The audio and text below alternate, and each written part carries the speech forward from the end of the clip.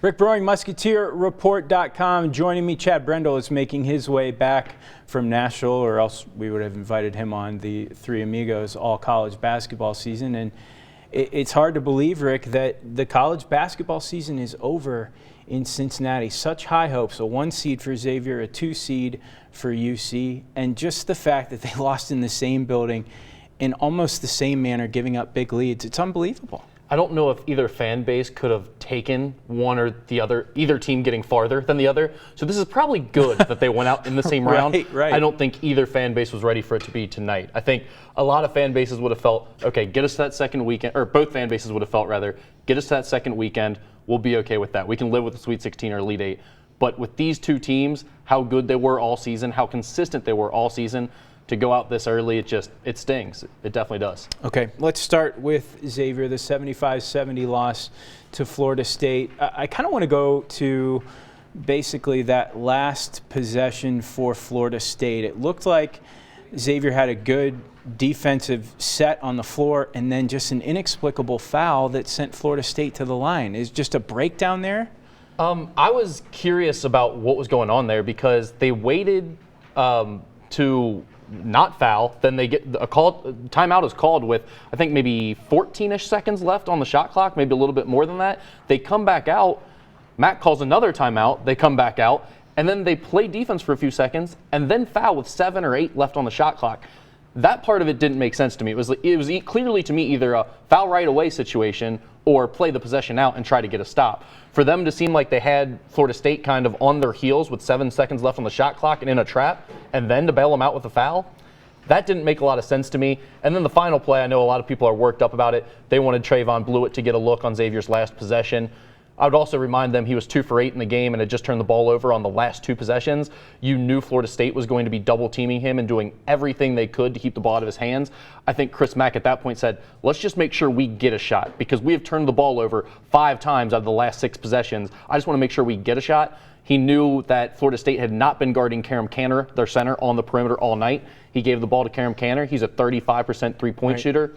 He was brought in to be a jump shooter and stretch the teams from the outside, and he got a wide open look and just airballed it. It happens. And if he makes the shot, Chris Mack's a genius because nobody thought Karam Kanter was going to shoot it. So, I mean, it's really just armchair quarterbacking the situation for Xavier. Was there a moment in that Xavier game when they were winning? Was there something you saw maybe early in the game where you thought, if something like this continues, it's going to be a dogfight for Xavier, even when they were ahead by more than 2 possessions? Without question. I mean, they got up by, really, I think with 10 minutes to go was their biggest lead. Right. They were winning by 12. But throughout the entire game, it was never a situation where they pulled away or had a big lead. It was always within that range that Florida State was going to be able to come back. But the biggest thing was Florida State wins by getting to the free throw line and getting on the offensive glass. Xavier was giving up offensive rebounds throughout the entire game, and they got in a lot of foul trouble early. As you saw late in the game, that came back to haunt them. Not only was Najee Marshall out most of the second half with an ankle injury that he sustained in the first half, but also J.P. McCura has to miss a lot of minutes because of foul trouble, and he was playing excellent. And then Trayvon Blewett just didn't have a good game. So I think the most frustrating part of this, if you're a Xavier fan, is that you didn't lose the way everyone expected the Xavier team to lose. I think everyone would have said if the defense failed them and allowed a big comeback, that's the team they were all year, and you knew that was going to bite them at some point. But to lose a game because you couldn't make free throws, you couldn't secure defensive rebounds, and your best player, Trayvon Blewett, just had an off night, that's tough to swallow because those are 3 things this team did well all season. Another tough one to swallow happened just before that in Bridgestone Arena, and almost more inexplicable.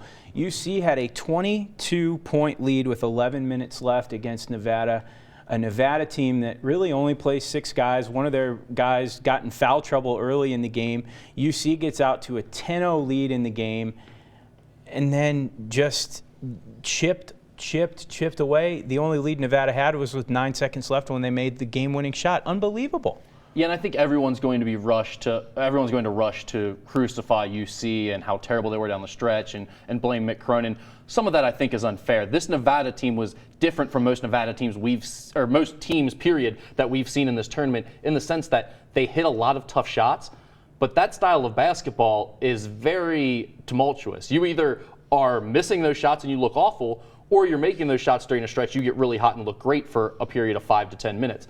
That's what we saw there at the end. It was Nevada started hitting a bunch of tough shots, and I think it got UC a little out of sorts because they're very good as a set defense that keeps you out of what you want to run offensively, but Nevada wasn't trying to run anything. They were trying to go one-on-one and let their guys ball out, and that's what they were able to do. And then UC kind of, I think, was trying to overcompensate for that and play a little harder, got out of position on rebounding. They gave up a lot of second chance opportunities there down the stretch. Again, that's really tough to swallow for UC fans, I'm sure, because this UC team is built off its toughness and not allowing things like defensive rebounds or offensive rebounds for the other team. So that was what cost them down the stretch. And to have a guy like Gary Clark who just doesn't see the ball late in the game after he was really playing strong early, I think that's probably another tough pill to swallow for the fan base. You, Chad, and I sat here a few weeks ago and we talked when UC won the game at Wichita State to secure the American Conference outright, that UC didn't have a bucket, I think, in the last, they didn't have a field goal in the last 4 minutes of that game. They didn't have a field goal in the last 5:48 in today's game against Nevada. This was a team that was playing with fire, just in terms of, we've talked about it, that maybe their downfall was going to be when you need a shot, can you get it? And they couldn't get it. They were not able to get it in some of their wins this year, and today it just bit them. Yeah, and that's what we've talked about all year with the relying so heavily on being able to just lock people down, on the defensive end and winning games that way. Because what happens when someone gets hot for the other team for a few possessions and there's no defense that can answer a guy hitting a really tough guarded shot? That's what you saw from Nevada, and then UC didn't have an answer. And I think one of the problems we've seen with UC throughout this whole team, and really throughout several years now with UC, is that when they slow down and get bogged down on the offensive end, they just really struggle to create good looks in the half court on the offensive end. Early in the game, when they were creating turnovers with their defense, they were getting out and running. Jacob Evans was getting to the rim at will. They looked unstoppable. They were playing with a ton of confidence. They got into the second half with that big lead and tried to melt the clock some. They really bogged it down. And offensively, it seemed like all their players just lost that momentum and confidence that they had in the first half. And we have seen that throughout, like I said, this season and seasons before. So I do think that's something that's kind of one of the flaws with the way they play and that style of sort of rock fight, win with your defense that they always use. UC and Xavier far from the only two favorites that are eliminated from this tournament. Virginia, the #1 overall seed, lost to a 16 UMBC. North Carolina loses to Texas A&M. I saw a stat on Twitter that said if you add up all of the seeds that made the Sweet 16, the number is 85. That's the highest number since 2000 when 2 8 seeds made the Final Four. So there maybe is some precedent for this, but just living in this tournament right now, it just seems incredibly chaotic.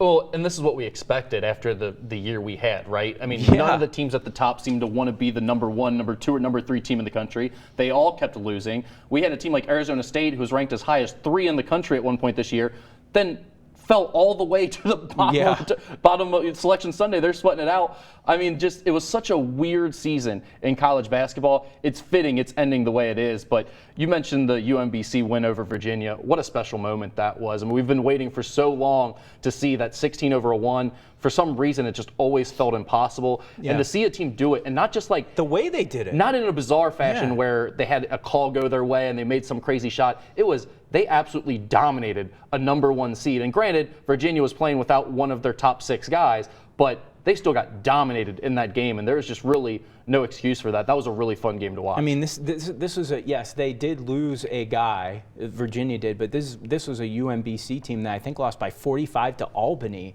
less than a month ago. Okay, so as we reset the Sweet 16, on the right side of the bracket, you still have a lot of the favorites. You have Nova, West Virginia won tonight, Purdue the 2 seed, Kansas, Duke. Those are all there. You go to the other side of the bracket, it's complete chaos. Kansas State, Kentucky, Loyola, Nevada, Florida State, Gonzaga, Michigan, Texas A&M. One of those 8 teams is going to play for a national title. Is Kentucky the favorite right now on that side? Well, they have to be the favorite. The problem is, I don't know that you want to be the favorite in this tournament in any region. But no, I think this Kentucky team is playing their best basketball at the right time of the year. They have the most NBA talent on the roster out of any team left in the tournament. I think they're in really good shape, but the problem is the NCAA tournament is a one-game scenario. It's not how consistent you were all year. It's not how well your offensive efficiency numbers say you played all year or your defensive efficiency numbers say you played all year. It's one game. It's a couple missed free throws. It's a bad decision with the ball late in the game. It's one guy getting hot on the other team. You can't account for that. This isn't the NBA where you play a 7-game series and the best team usually wins. A lot of times it's not the best teams that end up in the Final Four in the NCAA tournament. And this year I think we're definitely going to see that being the case because there's a lot of teams left in the tournament that you wouldn't have said were the best teams in the country, but they're playing hot at the right time and finding ways to win games. Unbelievable. We'll see what the Sweet 16 and beyond has in store for us. Rick Broering, thanks so much for joining us all year. Musketeer Report. He and Chad Brendel and Richard Skinner will have a wrap-up of the chaotic weekend in Nashville for UCNX on the Skinny Podcast coming up on Monday on Local12.com. Thanks so much. Thanks, Jed.